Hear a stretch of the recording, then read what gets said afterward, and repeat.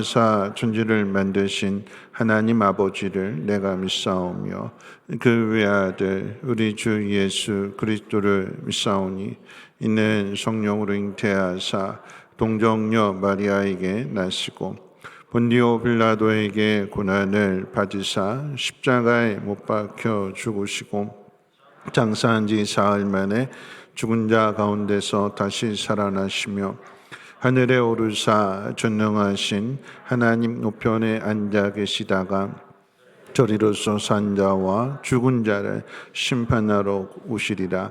성령을 믿사오며 거룩한 공회와 성도가 서로 교통하는 것과 죄를 사해 주시는 것과 몸이 다시 사는 것과 영원히 사는 것을 믿사옵나이다. 아멘. 찬송가 262장, 통일 찬송가로 196장 찬송 후에 박은숙 권사님 기도해 주시겠습니다.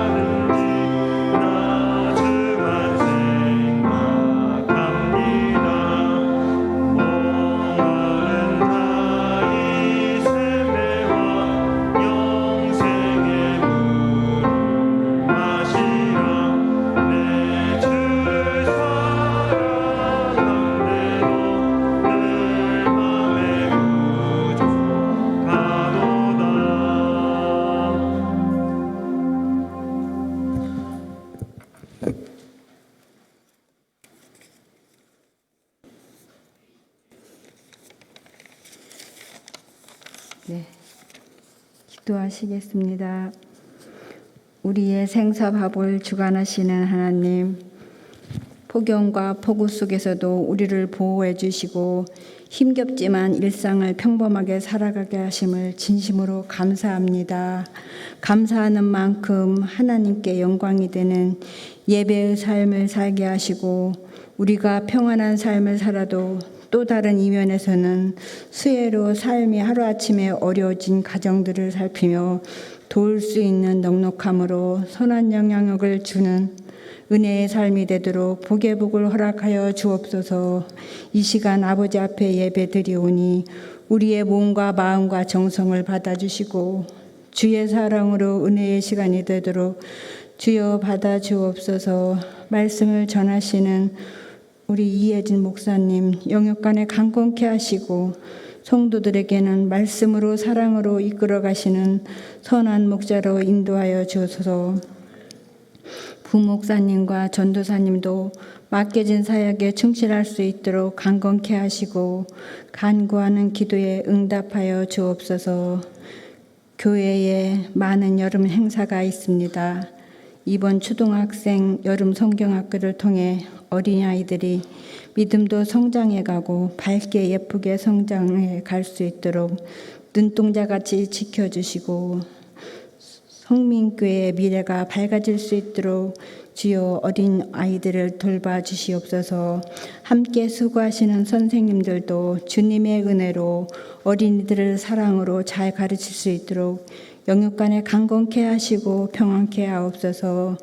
우리의 모든 삶이 하나님 아버지께 있사오니 기쁠 때도 슬플 때도 기도하게 하셔서 그 기도의 열매를 자자손손이 얻을 수 있도록 쌓아두는 기도의 끈을 놓지 않게 하소서. 수혜로 슬픔을 당하고 어려움에 처한 이들을 위로해 주시고 다시 일어서게 하시며 또 전쟁 중에 있는 우크라이나를 아버지께서 보호하시고 지켜주시옵소서. 나라 안팎으로 어수선한 국제 정세를 안정시켜낼 수 있도록 모든 사람들이 한마음 되도록 모든 이들에게 정직한 마음을 주옵소서.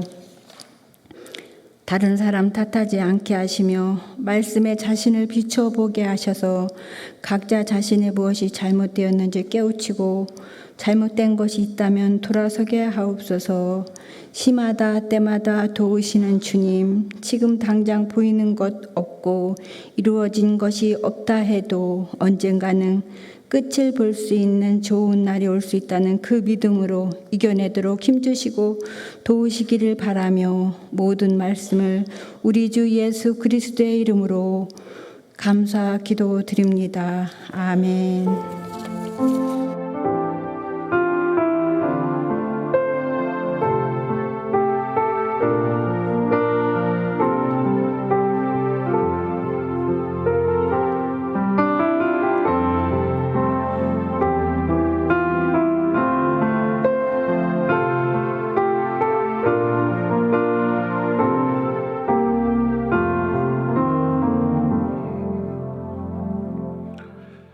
교회 소식은 주보를 참고해 주시고요. 내일 한양수 집사님 입관 예배가 2시에 있습니다. 시간 되시는 분들 참석해 주시기를 부탁드리겠습니다.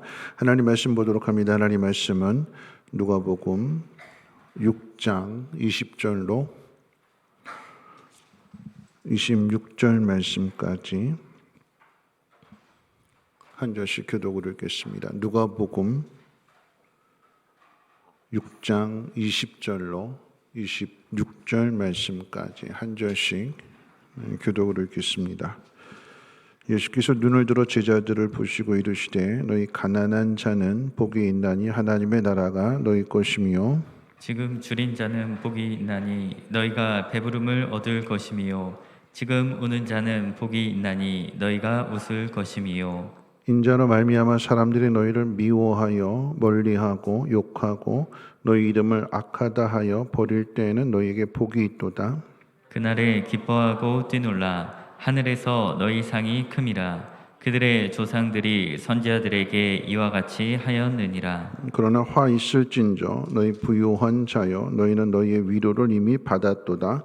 화 있을진저 너희 지금 배부른 자여 너희는 줄이리로다. 화 있을진저 너희 지금 웃는 자여 너희가 애통하며 울리로다. 모든 사람이 너희를 칭찬하면 화가 있도다. 그들의 조상들이 거짓 선지자들에게 이와 같이 하였느니라. 아멘.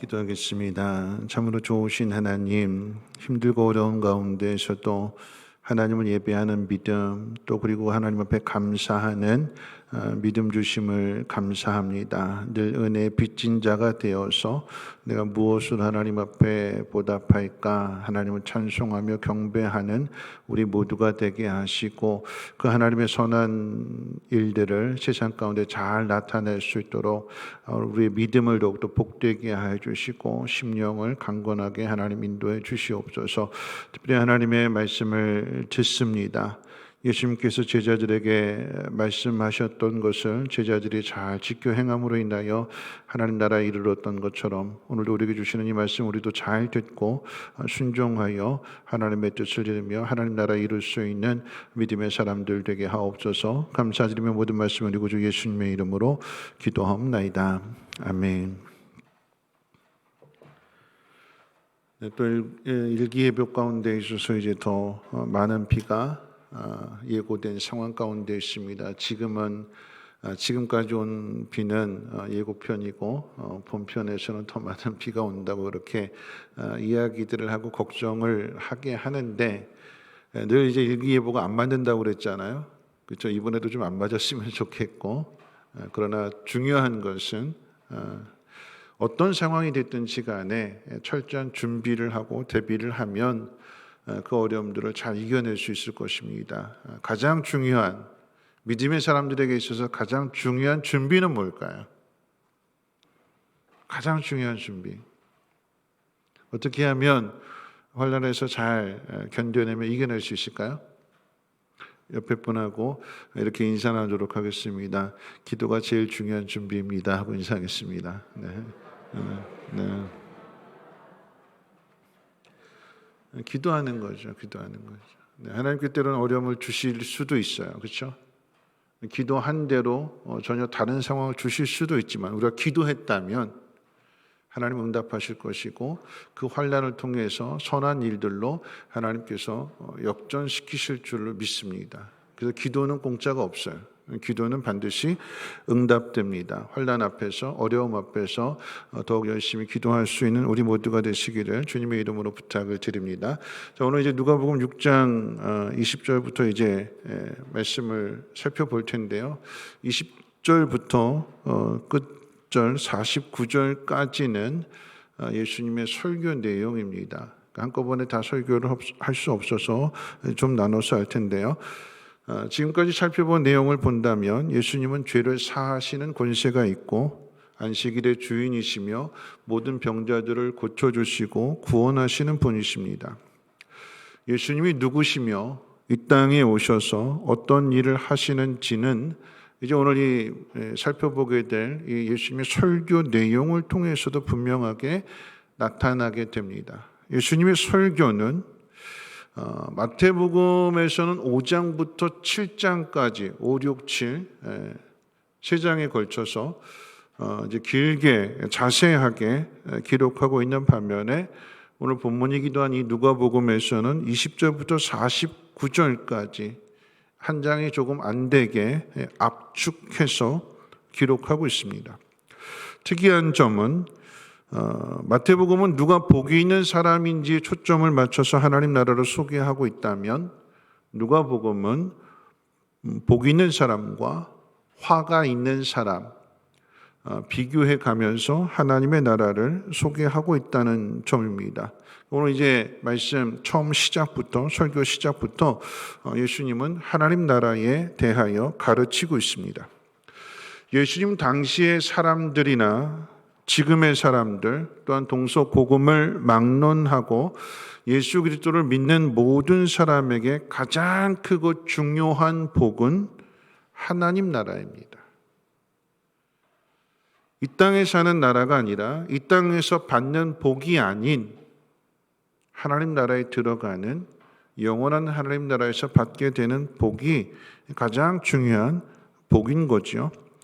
예수님께서 제자들을 마을로 보내실 때, 우리 지난 금요일 날 마태복음 10장 말씀을 통해서 살펴봤던 것처럼 제자들을 가르쳐 주시면서 마을로 보내실 때에 각종 병든 자들을 고칠 수 있는 그런 권세를 주시면서 천국을 전파하라고 하셨습니다. 병자들을 고쳐주는 목적이 단지 그냥 아픈 사람들, 불편한 사람들, 귀신 들린 사람들 고쳐줘서 자유하게 해주는, 병을 고치는 데 목적이 있는 것이 아니라 그 병을 고쳐줌으로 인해서 하나님의 나라를 가르쳐주고 전하는 것이 목적이라고 하는 것을 우리는 기억해야 될 것입니다. 그래서 예수님께서 병자들을 고쳐주실 때 단지 병을 고쳐주시는 것만으로 끝나지 않습니다. 병을 고쳐진 그 사건을 통해서 그들의 죄를 용서해 주시고 또한 영혼의 구원을 허락하십니다. 누가복음 17장에 10명의 문둥병자를 고쳐주시는데 10명이 다 고침을 받았는데 9명은 각기 제 길로 갔고 한 사람만 돌아와서 예수님 앞에 감사하며 무릎을 꿇었다고 그랬어요. 예수님은 이 한 명의 사마리아인에게, 감사하는 이 사람에게 일어나라고 말씀하시면서 내 믿음이 너를 구원했다 이렇게 말씀하셨어요. 그럼 뒤집어서 이야기하면 돌아오지 않은 사람, 문둥병을 앓다가 예수님으로부터 고침을 받았지만 그 사람들은 돌아오지 않음으로 인해서 영혼의 구원은 받지 못한, 병은 고쳤는데 이 땅을 살아가는 데 있어서 불편함은 해소가 되었지만 그냥 그걸로 만족하고 그걸로 끝인 반면에 돌아온 사람은, 그리고 예수님 앞에 감사한 사람은 예수님으로부터 내 믿음이 너를 구원했다. 믿음으로 말미암은 구원을 얻게 되는 것이고 하나님의 나라가 허락되는 거죠. 9명의 사람은 병 고침은 받았는데 진짜 복은 받지 못한 거예요. 어떤 것이 중요하냐? 병 고침도 중요하지만 그보다 더 중요한 것은 영혼의 구원을 얻는, 이 땅에서 100년 사는 것보다도 하나님 나라에서 영원히 사는 것이, 그것이 참된 복이 되는 거잖아요. 그걸 받아야 진짜 복 있는 사람이 되는 거죠. 뿐만 아니라 마가복음 5장에는 혈루증 앓는 여인도 등장하죠. 사람이 너무 많아서 예수님 앞에 이르지 못할 것을 생각한 여인이 예수님의 옷자락만 만져도 나을 것이라고 하는 생각을 하고 예수님의 옷자락을 만지게 되었을 때에 그 병이 고침을 받게 됩니다. 그런데 예수님이 그 여인을 찾으시지요. 사람들이 워낙 많았기 때문에 이리 밀리고 저리 밀리고 누가 내 몸을 건드리는지 알 수 없는 그런 상황인데 예수님 분명하게 누군가가 내 옷자락을 만졌고 내 능력이 나갔다. 그래서 그가 고침을 받았다. 수많은 사람들이 예수님의 옷을 스치고 지나갔지만 예수님이 찾으신 사람은 믿음을 가지고 예수님의 옷자락을 만진 사람. 몰라서 찾으신 것이 아니죠. 누군지 아셨어요. 그런데 그걸 나타내시기 위해서 찾으셨고 그 여인이 자신임을 고백하게 될 때에 예수님은 이렇게 말씀하십니다. 내 믿음이 너를 구원했으니 평안히 가라. 내 믿음이 너를 구원했다. 단지 혈루증이 그쳐진 것으로만 끝나는 것이 아니라 그 믿음을 통해서 구원받은 하나님의 백성이 된 것을 예수님께서 선포해 주시고 많은 사람들에게 드러내시고 가르쳐 주시는 것입니다. 여러분, 그런 의미에서 본다면 각종 병자들을 고쳐주는 목적은 그냥 병든 자를 고쳐주고 기적을 보여주는 것으로 끝나는 것이 아니라 궁극적인 목적은 영혼을 구원하는 것입니다. 여러분, 교회는 병을 고쳐주는 것이 아니라 복음을 전하는 것입니다. 교회는 물론 성령 안에서의 성도들 간의 아름다운 교제를, 친교를 이루어 가야 되지만 여러분, 교회는 친목을 도모하는 것이 아니라 영혼을 구원하는 것입니다. 봉사도 하고 많은 어려운 사람들을 위한 돕는 구제도 하지만 이렇게 하는 궁극적인 목적은 그들에게 복음과 하나님의 나라를 전하기 위함입니다. 우리에게 오셨던 김영철 교수님이 쓴 설교집에 이런 내용이 있습니다. 그러니까 어떤 사람이 쓴 글을 인용한 건데, 일본에는 없는 것이 없이 다 있는데 단 한 가지만 없다. 그것은 희망이다. 그런데 우리나라도 그렇게 변하고 있다. 누군가 이런 글을 썼는데 이제 김영철 교수님이 이제 그걸 인용해가지고 이렇게 말씀하셨어요. 오늘의 한국 교회도 그렇다. 없는 것 없이 다 있는데 딱 한 가지가 없다. 머리 대신 예수 그리스도다. 이런 교회에 다 있어요. 뭐 에어컨도 있고 강대상도 있고 의자도 있고 피아노도 있고 다 있어요. 성도들도 있어요. 그런데 그 모인 공동체 안에 예수 그리스도를 머리로 하지 않는, 예수 그리스도를 따르지 않는 그 믿음이 없다면, 예수님을 드러내고 그 예수님을 전하는 삶이 아니라고 한다면, 다 있지만 아무것도 없는 거예요. 에어컨도 없고 피아노도 없고 의자도 없을지라도 모인 사람들 마음속에 하나님의 나라를 전하고자 하는, 복음을 전하고자 하는 그 믿음, 그 마음이 있다면 그곳이 바로 교회가 되는 것입니다.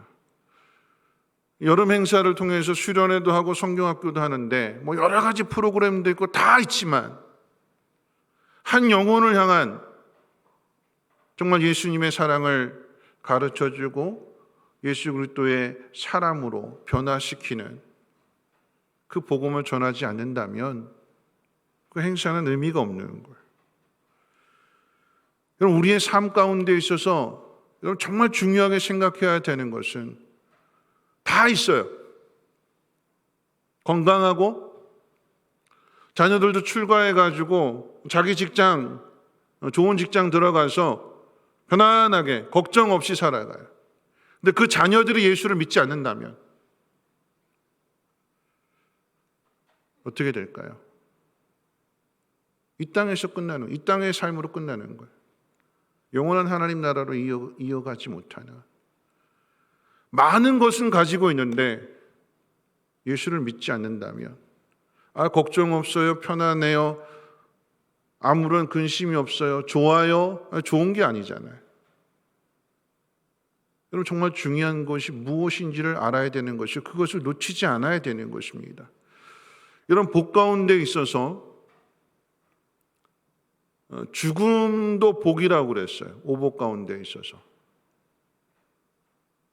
마지막의 모습이 힘들지 않고 아름답기를 소망하잖아요. 그렇죠?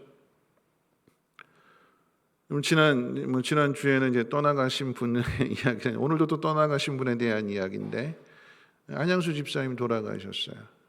소천하셨는데, 얼마 전에, 참 복이 있는 죽음이라고 제가 말씀드릴 수 있는 것은, 얼마 전에 이제 교육자들하고 같이 혈액암으로 인해서 힘든 투병을 하시는 가운데 있어서도 함께 이제 식사를 함께 하게 되었고, 그러던 차에 이제 갑자기 이제 위독해 주셔서, 그러니까 연명 치료는 안 하기로 이미 말씀을 하셨기 때문에 병원에 입원하셔서 계속해서 항암 치료를 받는 것이 아니라, 그 의사는 권유하지만 그냥 집에서 치료하겠다 하셔가지고 이제 오셔서 그래도 이제 잘 버티셨는데, 이제 갑자기 위독해 주셔서 이제 병원에 입원하시게 됐고, 지난 목요일 날, 이틀 전이죠. 목요일 날 이제 위독하셔서 의사가 오늘을 넘기기 힘듭니다, 가족들 다 오세요 하고 이제 연락을 받고는 연락을 하셨어요. 중환자실에 계시는데 오늘 밤을 넘기기 힘듭니다. 목요일이었어요. 권사님께서 이제 전화를 하셔서 그 장 목사님하고 같이 이제 고대병원 8시쯤인가 해가지고 이제 병원에 갔는데 못 들어가잖아요. 근데 이제 가족이라고 소개를 하고 기도 좀 해주십시오 하고 해가지고 이제 중환자실에 들어가서 기도를 해드리는데 의식이 있으셨어요. 의식이 있으셔가지고 기도를 해드렸더니 감사합니다 이러시더라고요. 그리고 나서 이제 저는 이제 온 거죠. 오고 나서 이제 하나님 지켜주세요. 그러고 차에 목요일 지나가고 금요일 날 이제 다시 또 이제 연락이 왔어요. 이제 오늘 넘기기 힘듭니다. 그럴 때 이제 그 연락을 저도 다시 이제 듣게 되었는데, 참 인간이 이기적이죠. 제 속에 어떤 마음이 있었는가 하면, 하나님이 오늘 금요일인데 오늘 이 금요일을 잘 버티고 토요일 날 돌아가게 해주세요. 왜냐하면 이제 금요일 날 돌아가시면 금요일, 토요일, 주일 날이 발인이기 때문에 주일날 발인을 할 수 없고 4일장 해야 되고, 그러니까 하나님 토요일날 돌아가시면 주일날 입관 예배 드리고 그리고 월요일날 발인하게 되니까 많은 성도들이 가서 이렇게 위로도 해주고 그럴 것 같아서 이기적인 욕심인 거죠. 천국에 대한 소망이 있다면 이 땅에서의 고통을 빨리 끝내고 하나님 나라에 돌아가시는 게 그게 더 좋은 일이잖아요. 천국에 대한 분명한 확신과 소망이 있다면, 힘들고 어려워하시는데 하루만 더 버텨주세요, 제 안에 욕심이고 이기적인 마음이에요. 아, 그렇구나 하는 것들을 깨닫게 됐는데, 금요일 지나고 나서 토요일 날, 어제잖아요. 어제 이제 권사님한테 전화를 드렸더니 의사가 이제 오늘 정말 넘기기 힘들다고 하면서, 그래서 이제 중환자실에서 계시지 않고 한양수 집사님이 이제 혼자 있는 걸 너무 힘들어하셨어요. 그렇기 때문에 1인실을 얻어서 거기에 이제 권사님이 같이 계시면서 있기로 하고, 이제 마침 이제 저녁에 이제 1인실이 난다고 해서 그래서 이제 1인실로 가셔서 오늘 아침에 이제 통화를 했더니 1인실에 가셔서 권사님이 그 옆에서 같이 계시는 동안에 이제 편안하게 눈을 감으셨다고 이렇게 말씀을 해주시더라고요. 복이죠. 복.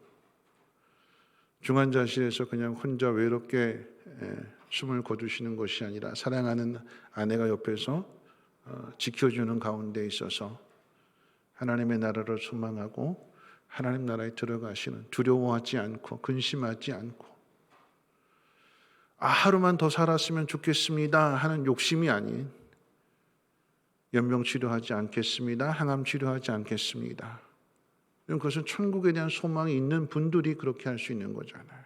그리고 그 아내가 지켜주는 가운데 있어서 편안하게 눈을 감을 수 있다면, 여러분 이게 복인 거지요. 많은 것을 가지고 있는 것보다도 내가 어디로 가야 하는지, 내가 눈을 감으면 나를 기다려주시는, 나를 사랑하시는 하나님의 품으로 간다는 이 분명한 확신을 가지고 죽음을 두려워하지 않는 것, 우리가 이 땅 가운데 살아가면서 정말로 붙들어야 되는, 정말로 놓치지 말아야 되는, 그게 이 믿음이 아닐까요? 하나님의 나라에 대한 소망, 이 땅에서의 삶이 아닌 100년 동안 지지고 볶는 이것이 아니라 영원히 누리게 될 그 복을 소망하면서 살아갈 수 있다면, 그리고 그 믿음을 가지고 있다면 이것이 가장 큰 복이 될 것입니다. 오늘 예수님께서 설교를 하시면서 누가 복 있는 사람이고 누가 화가 있는 사람인지를 마태복음에서는 8복에 대해서 이렇게 복에 대한 부분을 계속해서 강조하는 반면에 오늘 이 누가복음에서는 4복이라고 이야기하는 거죠. 좀 압축해서 4가지 복을 이야기하고 반대로 이제는 4가지 화에 대해서 이야기를 하는데, 사실 복과 화는 같은 이야기입니다. 복이 무엇이냐? 4가지를 이야기할 때 가난한 자, 복이 있다. 줄인 자, 복이 있다. 우는 자, 복이 있다. 박해를 받는 자, 복이 있다. 화가 뭐냐? 복의 반대가 화예요. 전혀 다른 의미가 아니라 똑같은 의미인데 뒤집으면 복이 되고 뒤집으면 화가 되는 거예요. 순종하면 복이 되고 순종하지 않으면 화가 되는 것입니다. 우리는 세상의 기준으로 생각할 때에 부유하고 배부르고 웃어야 하고 칭찬을 받아야 복 있는 사람으로 생각하고, 가난하고 줄이고 울고 박해를 받으면 지지리도 복이 없다. 왜 내 인생은 이러냐? 늘 하나님 앞에 원망하고 불평하잖아요. 뭘 기준으로 원망하고 불평하는 걸까요? 세상의 기준으로 원망하고 불평하는 거예요. 먹을 것이 없다, 목마르다, 물론 불편한 거예요. 그리고 불평할 만도 합니다. 그런데 먹을 것이 없고 마실 것이 없고 길이 험하고 불편하기 때문에 만나와 메추라기를 통해서 공급해 주시는 하나님의 그 능력을 경험하게 되는 거잖아요. 힘들고 어려운 길을 걸어가게 될 때에 하나님 말씀하시는 것처럼 내가 너희들을 독수리 날개로 업어서 안아서 내가 인도했다. 하나님의 사랑을, 하나님의 능력을 더 깊이 경험하는 거 아니겠습니까?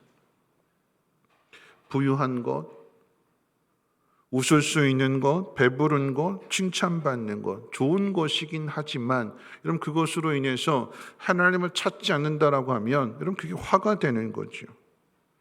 하나님의 나라가 부자와 웃는 자들의 것이 아닌 가난한 자와 우는 자들의 것이라고 하는 것은 여러분 어떤 의미가 되는 걸까요? 웃는 자와 가진 자의 특징은 세상 통치를 대변해 주는 것이기도 합니다. 많이 가지고 있는 사람, 우리는 많이 가지려고 하잖아요. 왜? 그게 힘이라고 생각하니까. 높이 쌓아 올리는 것, 그 지경을 더 넓혀가는 것, 그만큼의 힘을 가지고 그만큼의 영향력을 나타내기를 원하는 것. 여러분, 그 세상의 통치 방식입니다. 강한 힘을 바탕으로 해서 평등한 세상, 평화로운 세상을 만들어 주겠다고 전쟁을 일으키잖아요. 전쟁을 일으키는 그 마음에는 그런 마음이 들어있는 거죠. 대를 위해서는 소가 희생되어야 한다. 그래서 힘 있는 사람이 힘 없는 사람을 짓밟고 무시합니다. 그게 세상의 논리예요. 어쩔 수 없다. 평화를 이루기 위해서는. 여러분, 대를 위해서 소를 희생해야 될까요? 여러분, 이 세상의 방식인데 여러분, 예수님은 그렇게 말씀하시지 않죠. 예수님이 가르치시는 하나님의 나라는 가난한 자, 소외된 자를 끌어안는 통치 방식입니다. 누가복음 22장 24절부터 30절까지 보면 십자가의 죽음을 앞에 두고 마지막 만찬의 자리에서 이제 기가 막힌 일이 벌어지게 되는데 우리 말씀 한번 찾아볼까요? 누가복음 22장 같은 성경이기 때문에 뒤로 넘겨주시기만 하면 되죠. 22장 24절로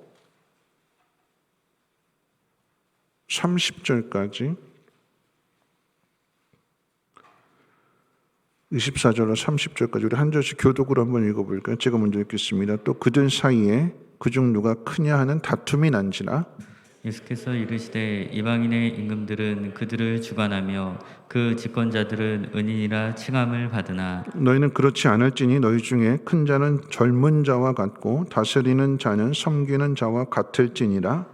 앉아서 먹는 자가 크냐 섬기는 자가 크냐 앉아서 먹는 자가 아니냐 그러나 나는 섬기는 자로 너희 중에 있노라. 너희는 나와 나의 모든 시험 중에 항상 나와 함께한 자들인즉 내 아버지께서 나라를 내게 맡기신 것 같이 나도 너희에게 맡겨 너희로 내 나라에 있어 내 상에서 먹고 마시며 또는 보좌에 앉아 이스라엘 12지파를 다스리게 하려 하노라.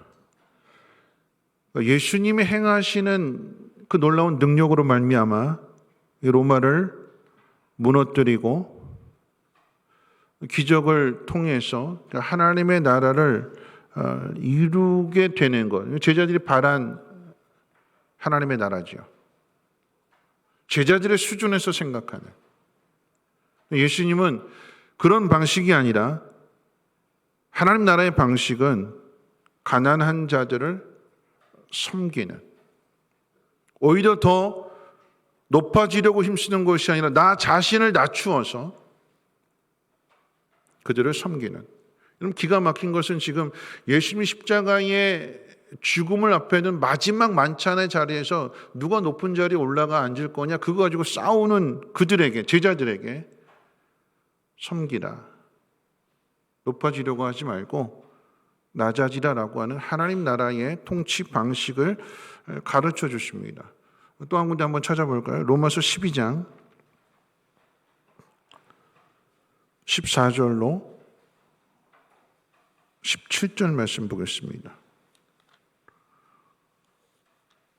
로마서 12장 14절로 17절까지 한 절씩 읽어볼까요? 너희를 박해하는 자를 축복하라. 축복하고 저주하지 말라. 즐거워하는 자들과 함께 즐거워하고 우는 자들과 함께 울라. 서로 마음을 같이하며 높은 데 마음을 두지 말고 도리어 낮은 데 처하며 스스로 지혜 있는 채 하지 말라. 아무에게도 악을 악으로 갚지 말고 모든 사람 앞에서 선한 일을 도모하라. 네, 아멘. 이런 말씀이죠. 가난한 자들을 돕겠다고 있는 자의 것을 빼앗는 싸움을 하지 말라라고 하는 의미가 됩니다. 홍길동 이야기 잘 알잖아요. 가난한 사람들을 돕기 위해서 부자들의 것을 빼앗아서 가난한 사람에게 나누어 주게 되는 활빈당을 만들게 되고 마침내 그런 나라를 만들게 되는데, 여러분 이건 세상 이야기입니다. 그러니까 하나님의 나라는 뭐라고 말씀하시는가? 하나님은 부자들의 것을 빼앗아서 가난한 사람들을 도와줄 정도로 그렇게 가난하지 않다. 하나님의 능력이 부족한 분이 아니다라고 하는 것을 말씀하시는 거예요. 세상의 방식이 아니라 하나님 나라의 방식은 어떻게 해요? 우는 자와 함께 울라. 너희를 핍박하는, 너희를 박해하는, 여러분 왜 박해받는 게 복일까요? 왜 핍박을 받는 게, 누가 나를 괴롭히는 게 이게 왜 복일까요?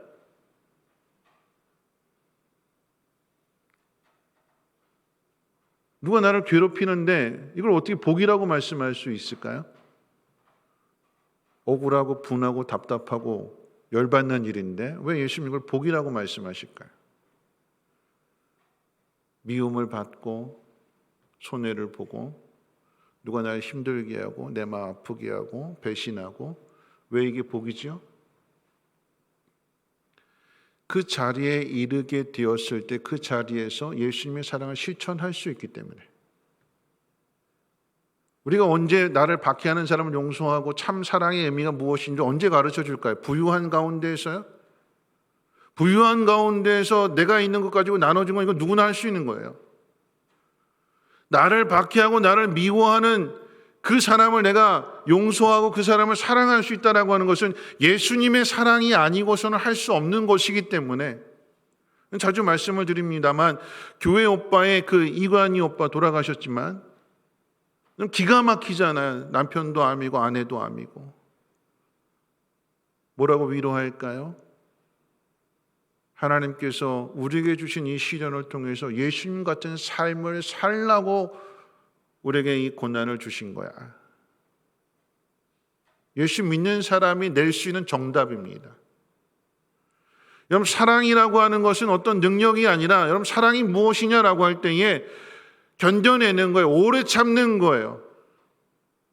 나를 박해하는 사람, 나를 미워하는 사람 못 참겠다 복수하지 말고, 똑같이 대해주겠다 하지 않고, 나를 힘들게 하는 그 사람에 대해서 오래 참아주고 기다려주고, 그를 위해서 예수님 뭐라고 말씀하셨는가? 축복하라. 바울이 그렇게 가르치고 있잖아요. 축복하라. 너를 미워하는 사람에 대해서 네가 잘해주고 그를 축복했을 때 그 사람이 받을 만한 자격이 안 되면 그거 누구한테 돌아온다고요? 나에게로 돌아오는 거다. 절대 손해보는 거 아니다. 속이 뒤틀리고 열받고 화가 나겠지만, 그런데 그것을 꾹 누르고 선한 일을 베풀어주면, 선대하게 되면 그 사람이 받으면 그 사람이 감동을 받고 그 사람이 변화되어서 좋은 관계를 이루어가지만, 안 받는다고 해도 손해보지 않는다. 왜냐하면 그 복은 너한테 돌아올 거니까. 하나님 그거 보셨으니까.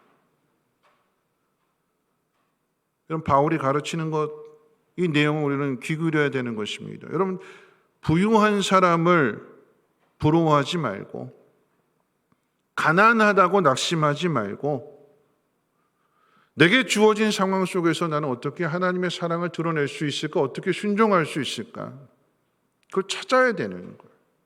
오병이어의 기적을 생각해 본다면 200데나리온의 돈을 가지고 사람들을 먹인 것이 아니라 보리떡 5개, 물고기 2마리를 가지고 한 소년의 가장 작은 도시락을 가지고 5,000명이나 되는 사람들을 먹이신 거잖아요. 많은 돈이 필요하고 많은 사람이 필요한 것이 아니라 엄청난 일을 시작하는 그 시작은 보잘것없고 연약한 한 사람이 하나님 마음을 깨닫고 사랑을 깨닫고 감동받아서 비록 요것밖에 안 되지만 이거 하나님 나라를 위해서 사용해 주십시오 하고 하나님 앞에 드리게 될 때에 그것으로 시작해서 하나님 거기에 기름 부어주시고 하나님 영광을 나타내 주신다라고 하는 것입니다. 이런 복과 화를 지금 비교하고 있는 거예요. 누가 복을 받은 사람인지 누가 화를 입은 사람인지. 복을 잃어버린 사람과 복을 받은 사람에 대해서 우리가 잘 아는 비유를 가지고 말씀드린다면 지난 금요일에도 말씀드렸는데 마태복음 19장에 부자 청년에 대한 이야기가 있잖아요. 이런 부자 청년은 재물 때문에 가지고 있는 재물 때문에 그거 팔아서 가난한 사람을 나눠주고 나를 쫓으라. 그런데 그 재물 때문에 근심하며 돌아갔다고 그랬어요. 예수님 뭐라고 말씀하셨는가? 하늘의 부활을 잃어버렸다. 네가 나를 쫓으면 가난한 사람을 위해서 재물을 다 나누어 주고 나를 쫓으면 하늘의 보화를 얻는 것이다. 근데 안 따르잖아요. 뒤집어서 이야기하면 어떻게 되는 걸까요? 결국은 자기가 가지고 있는 그 재물 때문에 하늘의 보화를 잃어버리게 되는, 하나님의 나라를 얻지 못하는, 세상의 눈으로 보면 많은 것을 가지고 있기 때문에 복받은 사람이라고 말할 수 있겠지만, 그런데 하나님 나라의 일로 본다면, 그런 의미에서 본다면 여러분 복이라고 하는 것은 영적인 복이에요. 영적인. 이 땅에서 얼마나 편하게 잘 사느냐, 그게 복이 아니라, 물질적인 것이 아니라 내 믿음이, 내 마음이 어떤 마음을 가지고 살아가느냐, 하나님 말씀 앞에 그대로 순종하는 믿음의 삶을 살아가느냐, 그렇지 않고 세상의 기존, 세상의 논리를 가지고 하나님 말씀을 거역하며 살아가느냐. 청년은 그랬어요. 이 청년이 근심하며 떠나간 뒤에 예수님께서 제자들에게 이 청년을 근거로 해서 이런 말씀하셨어요. 재물이 있는 자는 하나님 나라에 들어가기가 심히 어렵다. 그랬더니 베드로가 그 말씀을 듣고는 모든 제자들 대표해서 이렇게 이야기합니다. 우리는 모든 걸 다 버리고 예수님 따라갔으니까 우리에게 어떤 상을 주시겠습니까? 하고 물었더니 예수님께서 이렇게 말씀하십니다. 나와 복음을 위하여 집이나 형제나 자매나 아버지나 어머니나 자식이나 전토를 벌인 자는 현세에 100배나 받되 박해를 겸하여 받고 내세에 영생을 얻느니라. 이런 100배의 복을 받는다라고 하는 것은 물질적인 것이 아니에요. 내가 하나님 앞에 10만 원 바쳤으니까 100배로 주신다, 그런 의미가 아니라, 여러분 여기 어머니도 있고 자식도 있고 그러는 거잖아요. 마가복음에는 아내라고 표현됐어요. 그러면 100배로 받으면 아내도 100명이 되는 걸까요? 그거 아니죠. 영적인 의미가 되는 거예요. 내가 주님을 위해서 내 아버지와 어머니 또 형제, 자식들을 떠나서 주님을 위해서, 우선순위가 주님에게 맞춰서 주님을 따르게 되면 이런 100배 복을 받는다라고 하는 의미는 영적인 의미에서 영적인 가족들. 영적인 가족이 누굴까요? 저와 여러분들. 한 가족이 되는.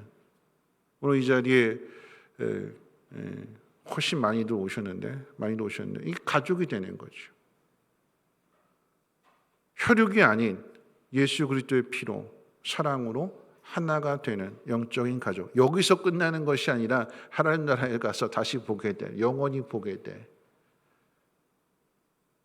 100배가 아니라 헤아릴 수 없는 복을 받게 되는 거죠. 그런데 이 부자 청년은 그걸 놓쳤어요. 반대로 복을 얻은 사람도 있죠. 똑같은 부자인데 누가복음 19장에 등장하는 삭개오죠. 삭개오가 예수님을 만나고 나서 자신의 재산을 반을 팔아서 나눠주고, 내가 누군가의 것을 토색한 일이 있다면, 남의 것을 빼앗은 것이 있다면 4배로 갚겠습니다. 재물을 나눠주는 거예요. 가난한 사람들을 사랑하고 섬기는 것입니다. 삭개오는 부자였어요. 부유했습니다. 그런데 부자는 천국에 들어가기가 어렵다. 예수님 그렇게 말씀을 듣고 자신은 부자지만 부유하지만 많은 것들을 가지고 있지만 스스로 가난해지는 거죠. 어떻게 해요? 팔아서 나눠줌으로. 부유했는데 가난해지게 되는 거예요. 그렇게 가난해졌더니 구원을 얻게 되는 것이고 천국을 소유하게 되는 거죠. 손해보지 않는 거잖아요. 더 풍성한, 더 많은 것들을 받게 되는 것입니다. 여러분 가난하다라고 하는 것, 여러분 마태복음에서는 심령이 가난한 자가 복이 있다고 그랬고 오늘 누가복음에서는 이 심령을 빼버리고 가난한 자는 복이 있다라고 했을 때에 가난하다라고 하는 의미는 내 힘으로 할 수 없다. 누군가가 나를 도와주어야만 할 수 있는 그 상태가 가난입니다. 파산한 상태, 스스로의 힘으로 일어날 수 없는, 그렇기 때문에 내 힘으로 일어나지 못하게 되니까 주님을 만나게 되는 것이고 주님이 나를 일으켜 세워주시는, 그게 복이다라고 하는 거죠. 우리는 고난을 싫어하는데 편하게 살았으면 좋겠는데 편하면 하나님 찾지 않습니다. 어렵고 힘들고 고달프고 외롭고 서럽고 억울하고 답답하고 그럴 때 누가 내 마음을 알아줍니까? 하나님밖에 없습니다. 하나님을 찾게 되는 것이고 그래서 하나님의 도우심을 얻게 되는 그것이 복이 있다라고 하는 거죠. 성경에 등장하는 인물들이 여러분 그렇지 않습니까? 모세를 생각해 본다면 하나님께서 이스라엘을 건져내시기 위해서 호렙산에서 이제 모세를 부르시는데 모세는 그렇게 이야기하잖아요. 보낼 만한 사람 보내십시오. 나 할 수 없습니다. 네가 하는 거 아니라 내가 한다. 가라. 그러시잖아요.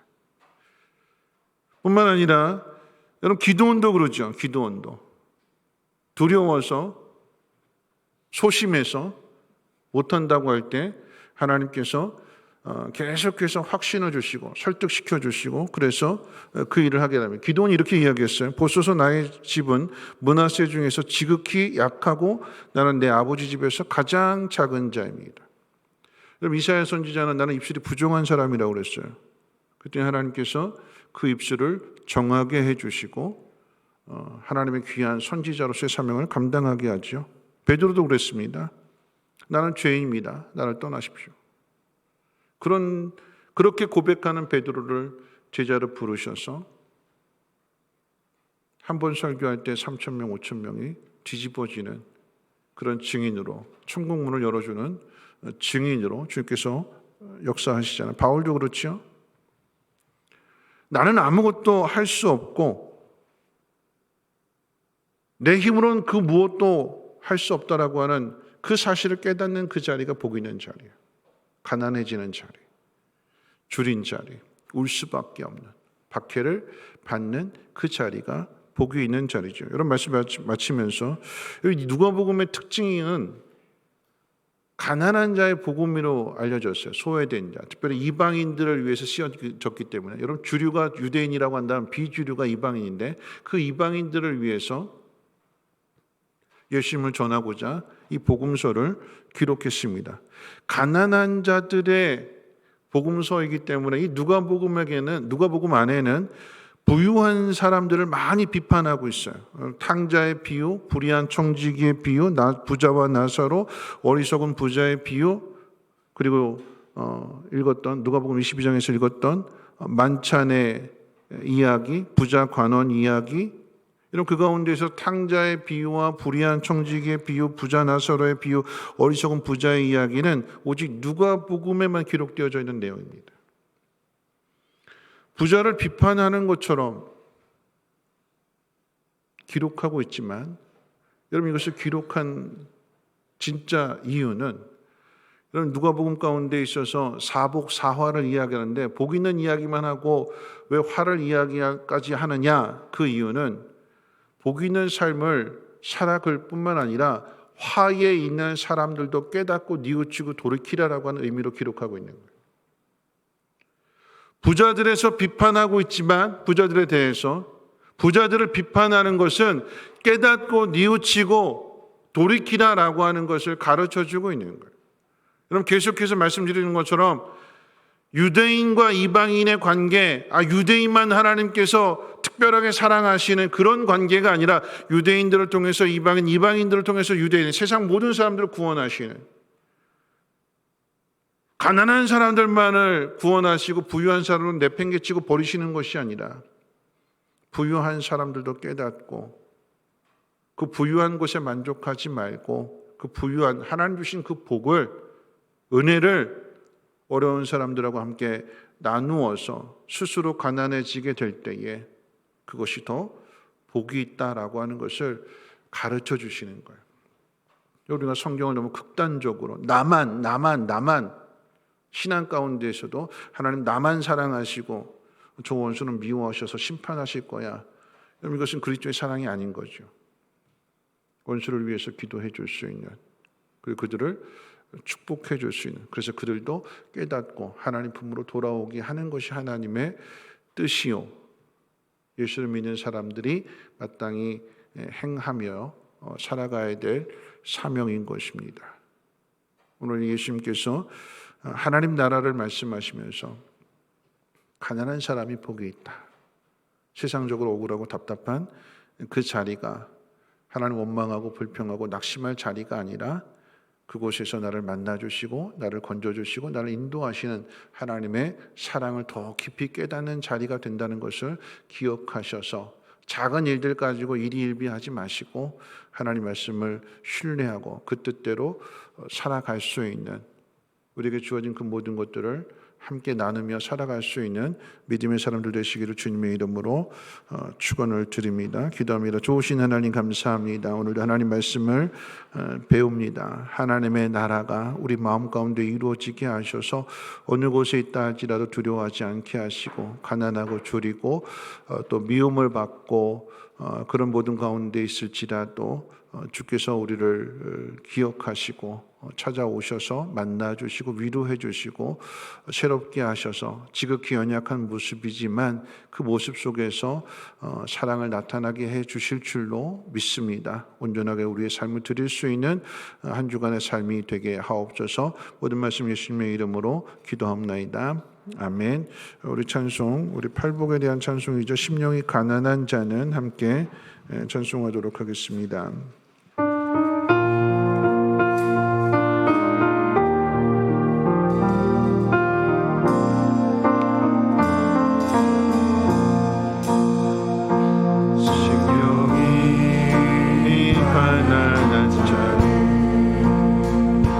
전국이 저희 것이요 애통하는 자는 복 있네 위로를 받을 것이요 온유한 자 복이 있나니 땅을 기업으로 받겠네